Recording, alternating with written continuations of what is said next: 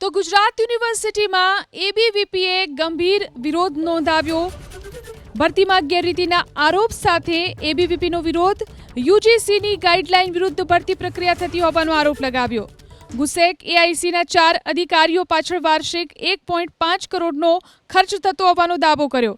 સેન્ટરના ચેરમેનને દર મહિને 5 લાખ રૂપિયા ચૂકવાતો હોવાનો દાવો કરવામાં આવ્યો। ડેપ્યુટી સ્તરના અધિકારીને મહિને 2.5 લાખ રૂપિયા ચૂકવાતો હોવાનો દાવો કરવામાં આવ્યો।